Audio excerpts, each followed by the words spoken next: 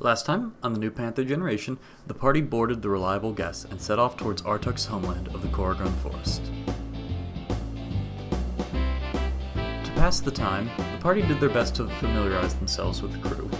Most notably, they, in particular Zeka, spoke with Presley, the ship's cook, an obese fellow obsessed with bananas and peanut butter. After talking with him for well over an hour and gaining precisely no useful information, the party decided to simply relax. Kezia chose to scale the crow's nest and met with the crew's lookout, a man named Ping, and after some convincing, Ping allowed Kezia to use his tension carbine that he'd acquired in Leon.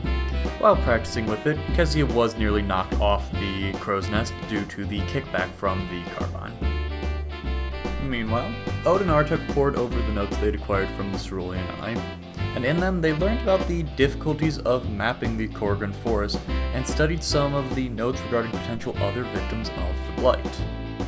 Byron and Morak, meanwhile, explored the edges of the Lavender Sea as they neared a coral reef, with Byron transformed into a dolphin.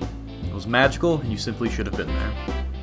During this beautiful moment of brotherhood, though, the two discovered a natural healing ability to the water, and took back several jars with them to experiment on. This was explored later that night as Artuk felt the symptoms of his blight worsen, spread down his arm, and prompted him to pour the magical water over his blight spot. This proved exceptionally painful, and as Artuk reared in pain, the spot seemed to shrink inward and spread further, absorbing the liquid. Because of this, Morak was assigned to watch over Artuk that evening as they slept, but in the midst of the night, the ship was stopped and boarded. As the party scrambled to the top deck, except for Sunny, they faced off against a band of Sawajin raiders with sea serpents, but sadly, Ping and the rest of the crew were killed except for Auntie Maiva. To make matters much worse, as the battle came to a close,